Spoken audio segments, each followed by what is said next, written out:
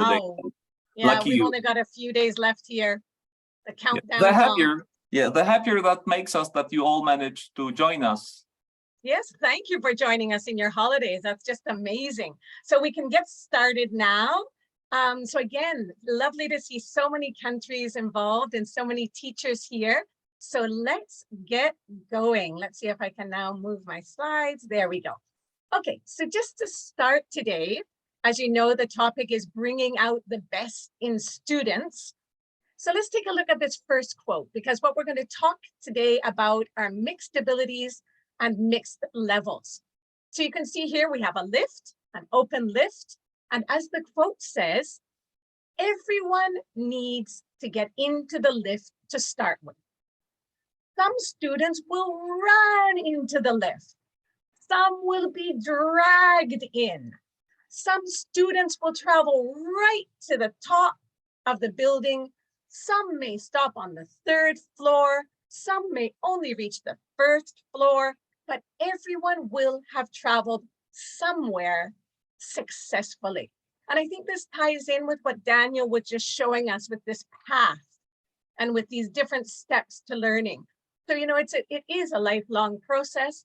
And so they will get off at different floors at different times. And as it says here, at the end of a class, every student can leave the room feeling that they have been challenged and that they have achieved something. So I think the key word there is something. It doesn't mean they have to achieve the entire realm of grammar and vocabulary in a year or in a class, but that every class they can have this feeling that they learned something. So that's going to be sort of the theme for the next 2 sessions. So what we're going to do now is a quick warm-up. We're going to take a look at how our students are different. We're going to try to make an effort to look at some strategies to help make our classes more inclusive. I'm then going to recommend some books to you, fiction and nonfiction, for these last few days of your holidays, if you want to do some reading, and then we'll close and have our feedback. So this session will go until 11 a.m. and then I'll be around if you have any questions and answers between the sessions. For those of you who are concerned, as it says here on the right, you will get a PDF summary of these slides. So please don't panic. You know, sometimes I'll pass the slide and somebody will say, go back, or what was the name of that book? Or what did you say about that? You'll have the recordings of the sessions and you'll also have a PDF with all of the main slides. So don't be concerned. So let's get started. First thing, even before I go on to this, you're all telling me all of the countries you're from. So we've got a lot of countries. I don't know how to say good morning in all of your languages. I know how to say dzień dobry, dobry dan, dobro jutro, and of course, good morning and buenos dias, because I live in Spain. So dobro jutro from Sarajevo. And I'm going to ask you now a quick question. Where am I from? Where am I from? Yoo-hoo! Exactly. Somebody said Gambaroa. Good. So from Canada. And here I have my little raccoon who will join me today in the session if need be. So he's also saying good morning from Canada. He's been living with me here in Spain for a long time and still going strong. So yes, so I'm Canadian and I'm living in Spain. Actually, I don't miss Canada that much, to tell you the truth. I miss the nature and I miss my friends and family, but I have a very happy life here in the south of Spain. So let's get going. Now, you know a little bit about me. I might even know some of you from having traveled in your countries. So let's take a look here. If I were a form of transportation, if Nina were a form of transportation, what would I be and why? Would I be a sports car? Would I be a bicycle? Would I be a bulldozer? And why? Some of you are saying bicycle. Why bicycle? Some of you are saying sports car. Why? Why sports car? Oh, you're a Canadian working in Serbia. Woo! Oh, sports car because I'm hot. Ooh, wow, that's a nice way to start the day. All 3. Okay, that would be an interesting vehicle. Very good. A bike so I can go everywhere. fast and bright. Okay. Energetic sports car, fast sports car. Okay, so I've got lots of sports cars coming up. So we're between sports car and bicycle. Nobody seems to think I'm a bulldozer. Nobody seems to think, yeah, the person who sent me the email, send it to me after the session so I can keep in touch with you. Okay, a bulldozer to find out some new things. An energetic bulldozer. Very good. Okay, so you get the idea. The whole session today is about mixed learners, mixed levels, different needs, different students. And as you can see, how somebody sees themselves and how other people see them might also vary. And so activities like this are very nice for you to find out about your students and for them to find out about others. So let's find out what the answer is. So I said, I would be a bicycle because I love being outdoors. And although I speak very quickly and move very quickly, I like taking it easy. That's why I live in the south of Spain, not in the north in Canada. So I would be a bicycle. So these activities you can do with your kids, reviewing vocabulary, taking a look at personality traits. So let's now try for you. So what we're going to do, don't write yet. Don't write in the chat box yet. You're going to have to decide according to your birthday. If your birthday is January to June, you're going to think of what fruit you would be. And if your birthday is July to December, what animal you would be. So don't write yet. What you would do in class with this is you would write some fruits on the board. Okay, let's think, what fruit do we know? What animals do we know? And then you could write on the board some characteristics, you know, sweet, energetic, fast, slow, whatever it is, you know, so before doing the activity with the kids, brainstorm the transportation or the fruit or the animals or the clothing or whatever, brainstorm some adjectives that could be associated with that, let them work on their own, tell their idea in a pair, and then share with everyone. So are we ready? Birthdays, January to June. Only January to June, only January to June. What fruit would you be and why? You don't have to tell me the month of your birthday. Just say, I would be a strawberry because I'm very sweet. Okay, so an apple because you love apples, a mango, Annette, wow. Oh, Nina would be an orange full of vitamins. Any other people there? What about your fruit? Oh, a juicy and creative apple. Strawberry, wow, an avocado, very interesting. You would be a banana because you love yellow. A sweet red strawberry from Gabriela. Very good, so you get the idea. So now let's move on to our animals. So on to the birthdays from July to December. We have a zebra. Oh, a golden retriever, a curious panda. Oh, why would you be a lion? Oh, that's interesting. An exotic golden kiwi. Great answers, guys. Very good. A calm and patient panda. A cute cat. Okay. You like cuddling, so you like being a cat. A curious monkey. Very good. Oh, I'm a bit like a parrot too, Iona. Very good. I like talking. A cheerful monkey. Okay, so we can stop there. Well done. You get the idea. You're reviewing key vocabulary. You're reviewing structures. You're allowing the kids to get to know each other. You're getting a bit of a laugh. Yes, you will get the presentation, the recording, and the PDF. So don't worry. So like I said, these are fun, easy activities. And I think it also shows students that we are different. We are different. Like I said before, how we see ourselves might be different to how people see us. And this can be a good starting point to discuss how people are different. So if you have a calm, quiet, relaxed panda in the class, it's not the same as having a curious monkey. So those students are going to need different treatments. If the student themselves is already telling you, I'm calm, and the other student is already telling you, I'm hyperactive, well, it gives us a bit of insight while we're reviewing vocabulary. Exactly, and kids are so creative. You can have them then draw it and make a poster wall. So these are some activities you can do your first days back to school. So mixed needs in the real world. Why am I showing you clothes and plants and pets? What has this got to do with mixed needs?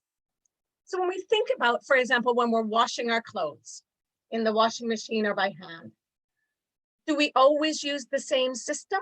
Do we put all of the clothes in hot water or some of the clothes in cold water? Do we mix all of the clothes together, or do we sometimes separate the clothes? What about with plants? Do you always give every plant the same amount of water? Do you always give the same amount of water in summer as in winter? What about with your pets? Do they all eat the same food? Do they all need the same type of attention? Do they all, react in the same way to different things? So what's your opinion on that? What's your opinion on mixed needs in the real world? So good, Victoria says they all need different treatment. Depending on the plant, depending on the clothing, depending on the pet, they will need different treatment. Very good, that everyone is different and special. Very good. Any other observations from that? Exactly, that life is challenging, but interesting. Very nice, Daria. Every flower blooms in its own time. Exactly. So when we wash our clothes, we don't wash them the same way. When we water our plants, we don't water them the same way. When we take care of our pets, we don't care for them the same way. So in our real world, in our lives, we're quite used to dealing with mixed needs. We don't sort of go out for coffee with our friends and have long debates about, washing the clothes today. And I had to separate the whites. I just don't think I can wash clothes anymore. But when it comes to teaching, we get really upset. We say, I've got so many mixed levels. I just don't know what to do. There are so many needs in my classroom. I don't know how to face them. When really in other facets of our lives, we do face these challenges quite fluidly. So we just have to be careful when we're teaching that mixed abilities and mixed needs is not something negative. It's a reality. It's a reality even when you go traveling with a group of 3 or 4 friends. Everybody has their own unique needs. And it's just a matter of getting to know the person, getting to know the situation, and adapting accordingly. Exactly. Very nice things that you guys are saying in the chat box. I hope we can keep these lovely chat sessions because teachers can use different tools, and this idea that everyone is unique, but it can be an advantage when we work together. So I think this is really, really, really the kit de la question. So great. Good job there, guys. So now what about your students? How would you finish this sentence? So it says here, the students in my class have different, no. Very good. So we've got different needs, different abilities, different skills, different interests, intelligence, values, thoughts, opinions, ideas, goals, potential, attitude, approach, learning styles. Wow. Levels of learning interests, different levels of dependence and independence. Very good. Different values, different backgrounds. Very nice. Different stories, different support. Wow, good ones. Different experience. Excellent. Very good. And this is funny. We're from 10 different countries with different levels of experience teaching, and we're all coming up with the same answers. So as you can see, it doesn't matter where you live or who you work with. When you're teaching a class, you're going to find people have different needs, skills, levels, backgrounds. So some of you are talking about things from their past, their background, things from their present, their support at home, things that are personal to them, different thoughts about their teachers. It's true. I mean, sometimes you as a student had teachers you liked and didn't like. So not everybody likes learning English and not everybody likes their teacher. Strong and weak points, fantastic. So I think we share a lot of the same ideas. So I had here needs, taste, role models. So who do they look up to? Different cultures, different interests, different hobbies, different levels of maturity. And I'm sure you've seen this if you work, for example, if you work with preschool children who are going into grade 1, geez, some of those kids come into grade 1 quite mature, ready for big kid school. And some of them come in like, oh my God, they're still really little babies. So the level of maturity, same thing when you get up to like sort of 6th year, where you're dealing with the tweens. Some of them are 11 years old going on 9, and some of them are 11 going on 16. That they really have different levels of maturity when we're working with young learners. Learning sensitivities, language levels, family support, backgrounds, motivation, different problems. They're not all facing the same problems, where one kid might say, I don't care if I failed the exam. For another child, that might mean that they're going to be, told off at home or punished. So, they have different challenges at home as well, different favorite groups, different pressures, attention spans, motivation, abilities. Some of our kids are extroverts. Some of our kids are introverts, so, I mean, it's a huge mix. And I think it's key that we are aware of these differences, that they are aware of these differences, but that we can all work together and learn together. So now we know that we deal with mixed things in life. We deal with mixed learners in the classroom. How can we help join? How can we help unite those mixed abilities and mixed levels in our class? What are some things that you do to help? Very good, fantastic, Mariami, that there has to be support from the teacher. Very good, that they have to be able to work together. They have to be comfortable. Of course, nobody is going to want to share if they can't. Good, you can pair the weak with the strong. We're going to talk about that later, about how to set up pairs. Very nice. Very nice, Ola. Differentiate the tasks. Be flexible, be collaborative, plan ahead. Very good, be friendly. Exactly, they must feel that you're their friend. They must feel that at least they can turn to you.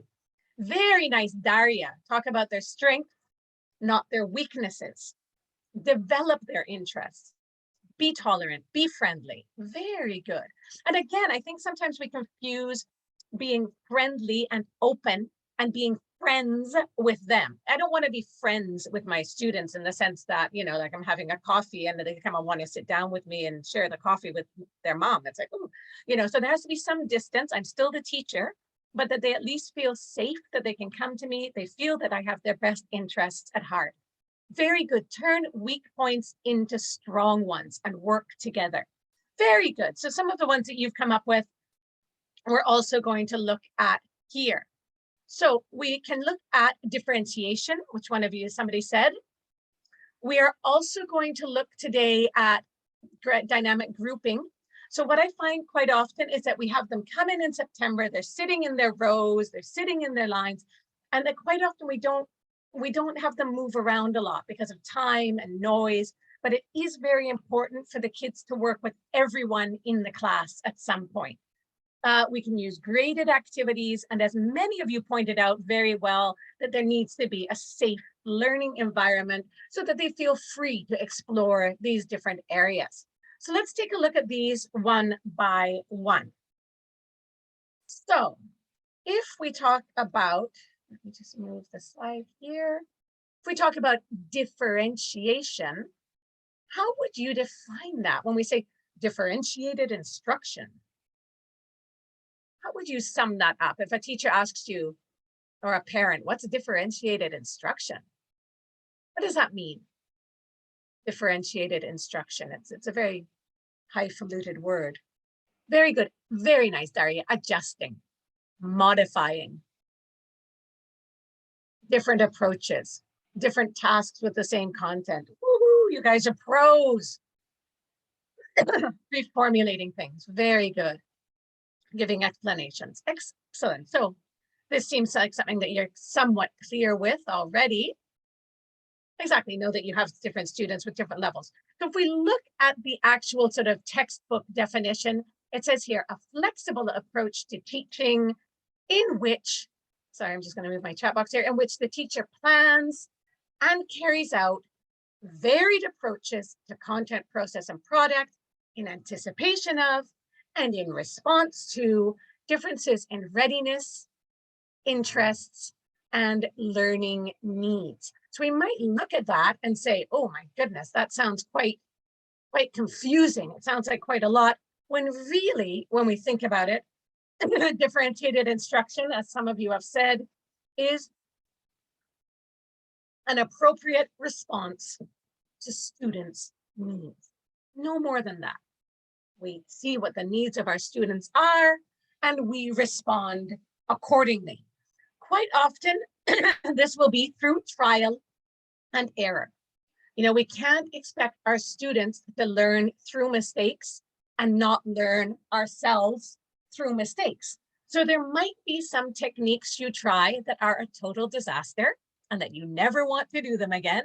There might be techniques that you try that you say, hey, it was the first day, I'm going to give it a shot again next class.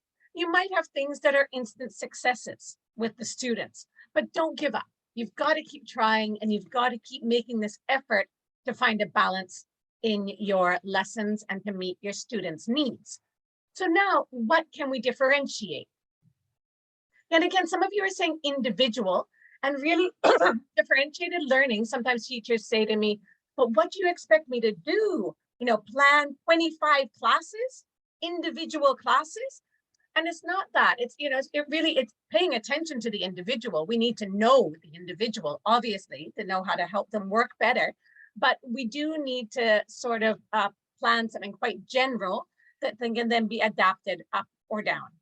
So the same thing with your washing machine. You know, you will have some hand wash clothes. You will have some clothes that need very special treatment, but most of them can probably go in the machine together, making some adjustments on either side. So very good. We can adjust their tasks. We can adjust their interests. Very good. Very good. Exactly. Very good. So let's take a look at some of the things we can differentiate. Let's see if you can unscramble these words. So we have some words here, and I need you to try to unscramble them. Very good. So the first word was content. We can differentiate the content. What did we think for the second word? Very good. The products. It's okay, no problem, Marina. What about the third word? Very good. The process. And the, very good, the learning environment. So generally, when we talk about differentiation, the things we tend to differentiate are the content, the process, the products, and the learning environment. So let's take a look at that bit by bit. So here, when we talk about content, what are their needs? What do they need to learn? And how are they going to get that information? So for example, if we have a huge, long reading text, we already know the students are going to struggle with it. We know they need to read that text because it's important. Well, maybe we would access the information by cutting it into pieces, distributing it to different groups, having the students analyze their small section, and then coming together and reading the text together when they feel confident with their part, or having them explain to one another. So you're still using the same content, you're just differentiating how they access the information. You might be looking at the process. How do the students engage? How are they going to get the information? How are they going to make sense of the information and master it? What process are we going to use? So the same thing we said before with the content. Are we going to cut the text up, pairs, groups, whole class? Are we going to have them doing a project? What process are we going to use? Then looking at the products, what are we going to expect them to produce? And this doesn't mean a project. I mean, this could be even just filling in a worksheet. What do we want them to apply? How do we want them to apply the knowledge? And how do we want them to show us what they have learned? Hi, Asana. And finally, the learning environment, which is what many of you commented on. The way the class looks, the way the class feels. And I know as language teachers, at least in Spain, we're in a bit of a difficult situation because we don't have our own classrooms. So sometimes it's difficult to create a learning environment. For example, when I work in kindergarten with very young learners, we have our own classes. So I can decorate it and organize it and have it the way I want. But when I work in primary and secondary, I'm normally running from one classroom to the other. So I'm coming into a learning environment that might not be to my style. So again, what things can we do if we have our own classroom? What things can we do if we're visiting different classrooms to make sure the learning environment feels safe? I have teachers I know who use things like a little English hat, you know, things like that. So just one sec. Sorry, I'm just looking here. Mariama, can you introduce us to other interesting activities? Yes, we're going to have lots of interesting activities. Don't worry. Very good. So things like labeling your classroom in English, using posters, having jobs. You know, I never do a class without my job list. So making them feel part of the class community. So we're going to look at some of those ideas now. So first of all, we've said we want them to work together. We want them to work in groups. We want them to share ideas. How do we group them? So somebody said before, you can make a pair with a strong student and a weak student so they can learn from each other. That's a good idea. That's one way. What other ways can we form groups? Very good. Random. Good. Combining groups. Very good. Like a lottery by the alphabet. Very good. We can just use alphabetical order, colors, numbers, the date of birth. Very nice. Your birthday, like I did before. People with birthdays in January, people with birthdays in December. Boys and girls, why not? Fantastic. Mixing the groups. Excellent. So I think the key here, and I'm sure you know this expression, variety is the spice of life. So I think this is very true when grouping.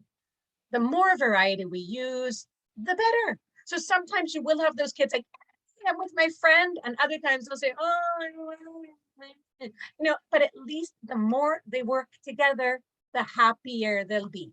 They need to get to know each other. We cannot expect them to be sitting at opposite ends of the class for 9 months and then say, I don't know why they don't get along. You know, they have to work together. So let's take a look here at some ways. So here we can do things like pairing or mixing according to their groups or levels. So according to, you know, what level of English they have. So you might say, oh, well, I'm going to put high with high or low with low or high with low or a bit of a mix here. So that's sort of up to you. You might want to have them mixed. You might want to have them with the same skill level. You might allow them to pick their own partner, you know, so to say, okay, for today's activity, you can pick your own partner. You need to pick your own group of 3, but nobody can be left out. And then here, pairs and groups can be formed by lucky draw or random selection. Lucky draw is what we do, like some of you are saying, by colors, by numbers. So sometimes I do lucky draw. I put some numbers in a bag. So like, for example, if I've got 24 kids and I want to form, you know, groups, I put the numbers, you know, 1, 2, 3, 4, 5, 6, 1, 2, 3, 4, 5, 6, 1, 2, 3, 4, 5, 6 in the bag. They pull out a number and I say, okay, all the ones to this part, all the number 2s to this part, or things like that. Lucky draw also I use a lot, like, you know, where the kids have their names on a popsicle stick or their names on a piece of paper. So I say, okay, group number 1 is, you know, Alexandra, Martine, Cassia, and Donatella. So I put those 4 in a group. So then they're not sort of saying, oh, well, you never let me work with so-and-so, or I always have to work with such and such, because it's just luck of the draw. So lucky draw is just whatever you got, you got. So having said that, how does dynamic grouping help? Why might we want to use dynamic grouping in our class? Why is it important to use dynamic grouping? And do you use dynamic grouping? Oh, great, that's great. Classroomscreen.com has some great ideas for grouping. I'm going to jot that down. Classroomscreen.com. Exactly, they don't get bored. It encourages them to cooperate. It imitates real life. Lovely point there, that you can't just get on the bus and say, I want to sit with that person. I don't want to work with that person. That's part of real life. Motivation, very good. Helps with management, helps create ideas, makes it more interesting, helps prevent them with their speaking skills. helps to keep the pace going well. Very nice, Natasha, helps them understand that diversity matters. They can help develop their communication skills. So excellent. Very, very good, Ola. They can see how other people solve problems that they can't, and it helps them to cooperate. So there are loads of reasons here. Some of the reasons maybe not. People say, oh, because of the time, because of the noise, because of the space. I understand that. But I think that even with limited space and limited time, there are ways to encourage different students to work together, to learn about themselves, and to learn from each other. And I think that chance of working with other students shouldn't be minimalized, that we really need to make sure they feel safe and happy working with the other kids in class. And again, if they work together in a small group and build some empathy, it's less likely that when that student makes a mistake, the other students are going to laugh at them, because then they feel connected to that student who might be making the error. So here's some examples. Let's take a look at some examples. You were looking for practical ideas. So let's take a look here. So again, like I said, you can just do with some numbering. So, 24 students, you put the numbers in the hat, take a number, that's the group you're working with, or take a color, or take an animal. Sometimes with the really little kids, I have them take a picture of an animal, and then they have to make the noise of that animal to find their family. So things like that. You can also have learners pick colors, numbers, person, so they have to find the same one. Sometimes with people, I do like famous couples, famous pairs. So like, I don't know, think of characters from TV shows, or characters that they like from, Bob Sponge-Pants and the rest of them, and they have to find their friend from the same program or from the same book. So, find out what they're interested in and then use those characters. And then you can also do things that are very random, just like having, everybody has a little piece of paper. Write your favorite English word, or write a word in English on the piece of paper. Stand up, get yourselves in alphabetical order. Or you might have them line up according to their birthdays. And then when you've got them, January, February, March, April, May, June, July, you can say, okay, you three work together, you three work together, you three work together. So using different systems so that they're working with different people. One of the things we should avoid is things like, sometimes teachers tell me, oh, I do from youngest to oldest in the class, or from shortest to tallest, or according to shoe sizes, or according, I tend to myself avoid anything that might make somebody feel ridiculed. Oh, I'm the shortest in the class, or I'm the person with the biggest feet, or I'm the oldest or the youngest. So try to keep the things quite neutral, favorite colors, random numbers, things like that, so that they don't feel that there's any judgment being made on them as you're grouping them. So those were some ideas. And again, there are loads of ideas online that you can find, or I can send you some extra ideas if you want. So just make sure your groups are dynamic and, if possible, fair, that they understand why they're being grouped that way. Another thing we can do is grade, for example, graded activities, which we'll look at later as well. So sometimes I do graded writing with the students. So what I'll say to them is, I'll say, okay, we have three options here, guys. We're going to write a postcard, or we're going to write a paragraph, or we're going to write a story. You have three options. You can choose option A with help, option B with some help, or option C with no help. It's going to be a dictation. It's a dictation. The first task is a dictation. Do you want A, help, B, a little help, or C, no help? So I have the three papers, and I say help or no help, or little help. They decide. And sometimes I'll have a very advanced student who says, I want the one with a lot of help. And I'll say, come on, you can do the one, you can do B. You can do B. You can do B. Or I sometimes have a very weak student saying, I want the one with no help, in which case I can say, why don't you try B today? Why don't you try B? You might find it a little easier. You can do C next week. So what I give them are these texts. So for example, if I'm doing a writing or a dictation, this would be A. They only have to listen, fill in a few words, circle the correct word. Or I might give them B, where they don't have as much support, or I might give them C. So imagine that this was a dictation. So I say, dear Emma, I'm having a terrible time here in Madrid, whatever it is. So they have different levels. You give them the levels, you do the dictation. Well, the nice thing here is that then you can group them according to A, B, C, or all of the A's together, the B's together, the C's together, and they can check their own work, and then you can show them the answers. So everybody's working on the same topic, everybody's doing the same thing, we're just doing it at different levels, and they can choose the one they want to do with your guidance. So just something you can do there with reading or with writing. You know, how much support do you want? How can I help you? And then we talked about creating this safe learning environment. So some things for the learning environment could be know their backgrounds. You know, sometimes I'm working at a school where we have a very troubled child. We go back, we give them a system of classroom management for that kid. And maybe the kid in a month has done so much better. And then I sort of take the kid out to the playground, like, where's your mom? Where's your mom? I want to tell your mom how well you did. And I've had a couple of really sort of like, oh my God, heartbreaking experiences where you take the kid out to this playground and you say to the mom, oh, you know, Alexander did so well today. We've seen so much improvement in him. He's really making an effort in English class. And the mom says, he's just as stupid as his father.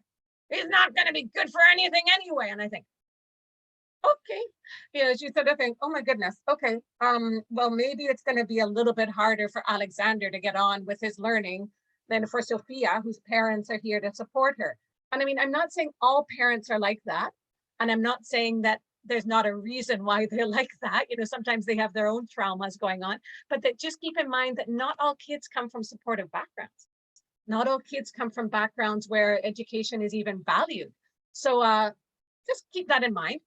Be fair to the students. Make sure you know they know that you're being fair. Make on-the-spot decisions. Yeah, giving marks for different tasks. See, I think there's got to be some flexibility there. It will depend on your school and your, you know, sort of philosophy at the school, but I tend to use quite flexible formative grading. So I do use assessment tasks, summative assessment tasks, but I also use a lot of formative assessment tasks. So yeah, it's not a matter when we're doing that graded reading, for example, that's not even a graded task. I'm grading them more on their effort, on their capacity, on their ability to know their own level for what they're asking for. And then really, I'm not, you know, sometimes things are not done for marks. You're just doing them for creating your students. So don't worry too much about that. You know, you can then do another sort of dictation task where you are taking into account that one student has just started English this year. The other one's been studying English for 10 years. And obviously you have to take that into consideration when you're grading. And also explain to kids that grades, you know, if you get a 5 this year, it's not the end of the world. You'll get a 6 next year. You know, you just started English this year. A 5 is excellent for you. So just, you know, try to be understanding, try to put yourself in their situation. Exactly. Assessment on 2 different levels. There you go. Use a rubric. Use a rubric so you can decide what criteria they have to meet. Give praise where praise is due. You know, sugar always tastes better than poison. You know, you got to give them some praise when it's due. Use a variety of techniques. Don't pigeonhole students and don't pigeonhole classes. So pigeonholing classes or students is where, for example, I go to a school to work in a class and they say, oh my God, poor you, you've got Irina in that class. She's a disaster. She's the worst kid you'll ever meet. And I'm like, oh my God. So then when I walk into the class and the kid says, hi, I'm Irina, I've automatically now supposed that she's a really bad, negative, horrible student. Or that, you know, oh my God, you've got class 4C this year. Oh, they're the worst. Well, if I go into class thinking they're the worst, I'm probably going to treat them like they're the worst. So, you know, be open-minded towards your classes and your students, and then make sure students are not afraid to participate. So just to sum up here in this part, just keep in mind, one of the things, we talk a lot about mindset, and we talk a lot about also the thing that we call grit. So this woman, Angela Duckworth, has some lovely, lovely material about what we would call grit or perseverance. So it says here, according to research, a significant predictor of success, and we're talking about success in life, is grit or passion and perseverance for a long-term goal. And I think this is also what Daniel was pointing out at the beginning in that first opening session. So this characteristic is apparent in education and society. And according to research, it's actually more important than intelligence and success. She states that perseverant people view life as a marathon, not a sprint. And in her study, she discovered that students with more grit were more likely to graduate, even if their test scores or their socioeconomic background was not as positive. So I think this is very important to keep in mind, that teaching kids resilience, perseverance, it's okay, we all make mistakes, you can do it, we can make it, is much more important than you got a 7 on the vocabulary test. I guess you didn't study much last night. You know, that it's more important to know, why did you get the 7? You normally get 9s. What happened? Did you not study as much last night? Oh, it was a big football match. So next time, what do you have to do? Or review the day before, or not watch the football match, right? You know, so that's much more effective than just saying, disaster, you should have gotten a 9. So here, her big question was, what if your ability to do well in school and in life depends on much more than your ability to learn quickly and easily? So just a question, just some food for thought as we go back to school this year, that maybe it's more important for them to be perseverant than for them to be getting excellent grades all the time. And as I promised, here are some books for your last few days of holidays. If you want to see it, if you want to read any of these or look them up or look up the authors. So here, the first one at the top, we have here, See Me After Class, Advice for Teachers by Teachers. So this is a very funny book where Roxana tells her stories about teaching and her adventures in different school systems. So if you want some empathy with other teachers. Another book I recommend, not the whole book, you don't need to read the whole book, this book called The Truth About Trust by David Esteno. He has an excellent, excellent, excellent chapter on education. And so what he claims is that, for example, if there are 2 teachers, one of the teachers who's extremely knowledgeable, but maybe not sort of as nice, and a teacher who's very, very nice, but not very knowledgeable, that the kids actually prefer knowledge, somebody that they trust their knowledge and trust them as a person, trust them as an authority, more than somebody who's just, nice to be nice. So it's, I'm not saying don't be friendly, but I'm saying that kids do value you and trust you if they think that the information you're giving them is valid and clear. So just keep that in mind. This next book, I think, for any of you who work, today we're talking about mixed levels, not special needs. But if you do work with kids who have autism, The Reason I Jump is a must. It's a must buy, or a must, look him up online. This is written by an autistic boy, and it gives you such amazing insight, firsthand insight into how an autistic child views the world. And I think you can learn a lot from this book, written by a Japanese autistic child. There's Angela Duckworth's book, Grit, which we just talked about, so the power of perseverance. Outliers by Malcolm Gladwell at the bottom here. This book explains, when you see these sort of genius pianists, or somebody who learned 9 languages, or who plays tennis like Rafa Nadal, and we sometimes think, oh, he must have been born with a lot of talent. And actually, what Malcolm Gladwell does is explain that there are a whole bunch of factors to success. It might be when you were born, how you were brought up, things you were exposed to, how many hours of practice, how many thousands of hours did you dedicate to this? Obviously, a student who doesn't study at all is not going to advance at the same pace as someone who goes home and watches Bob Sponge in English. So it's very interesting here to think about why and how people become successful. At the bottom as well, we have this lovely book called Quiet, which again, for somebody like myself, as an extrovert, it's fundamental that I read books like this. I have to read books like this to see the world through an introvert's eyes. So when we're saying, working groups, get together, let's do a project, that might be uncomfortable and terrifying for the introverts in our class. So find out if your students are introverts or not. Find out you know, do things in class, do silent reading, give them some quiet time, have them sometimes work on tasks on their own quietly, you know, that it's not the end of the world. Silence is not a problem. You know, that we don't want silence all the time, but we can't expect our introverted kids to be jumping around like cheerleaders all the time either. And then finally, Christopher Nolan's book, Under the Eye of the Clock, another fascinating read about an Irish boy with cerebral palsy. So nonverbal, you know, with his arms up, you know, incapacitated in a wheelchair, and how he got through the school system. So that's another one that you can look at. So some good summer reading if you're interested. And then here, this is a quote by the little boy who's autistic who wrote his book. And I think this is just a beautiful quote to end the session. It says here, I've learned that every human being with or without the disabilities needs to strive to do their best. And by striving for happiness, you will arrive at happiness.